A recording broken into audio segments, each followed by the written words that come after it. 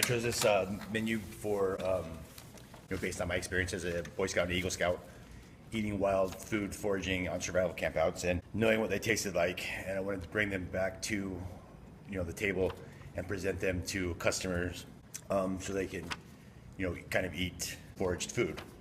We start with the chilled Kumamoto oysters, and with those, I chose to go with the green juniper because I like that flavor. I think it marries well with the oysters. And I chose to do the fermented huckleberries as the acid in place of citrus, which everybody always uses citrus on oysters, which rightfully so, but I wanted to try to do something different with the fermented huckleberries. The wild asparagus and crew is again something that falls into our theme by being a wild grass. Using a ham that I have cured with juniper berries, again falling into the wild theme, and then served with the duck egg. It makes it a fun, playful dish to be dipping your asparagus into it and enjoying the traditional combination of poached egg, ham, and asparagus, which is a very common salad, and this is a different way to enjoy that salad.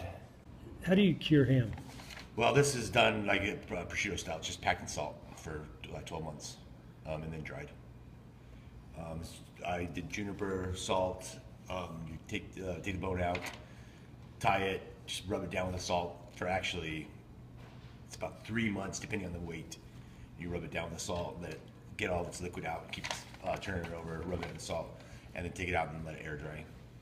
And that's how we did that. Moving into the sable fish, it's a dish that I've been perfecting over years with a birch syrup marinade that is made with birch sap and crushed soybeans and the lees left over from making sake, and use that, ferment the fish, marinate it for 24 to 48 hours, and then cook it on a birch plate and serve it with a green juniper and a hay and green juniper infused broth made with smoked cod bones and smoked bonito flakes and seaweed and dandelion extract. It forms a great wild, earthy, umami flavored broth for it.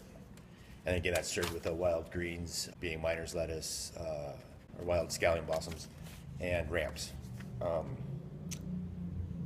The 6-star Wagyu beef Tritip is one of my favorite pieces of meat to eat, and it's served with, or it's cooked with a caramelized or roasted wild ramp, like mirepoix paste, and slow cooked for 2 hours, and then finished in a very hot pan, and presented to the table with a pine nut puree and a crumble of acorns and pine nuts, and then served with a smoked marrow royale and some slow roasted morel mushrooms to complete the forest package.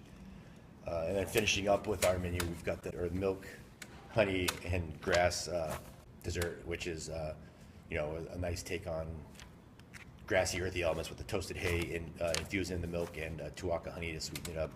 And then that dish is finished with your wild blossoms, wild elderberries, and wild huckleberries. So it completes the whole menu, starting with huckleberries, ending with huckleberries, and then the grass flavors and the green juniper all throughout the menu. Can you describe the milk? I mean, people are imagining a glass of milk, I'm sure. It's basically a really high quality Jersey cow milk, and it is infused with toasted hay for 2 hours, and the hay is strained out, and then it's set as custard style, and it's sweetened with birch syrup, and set it for 10 minutes, please.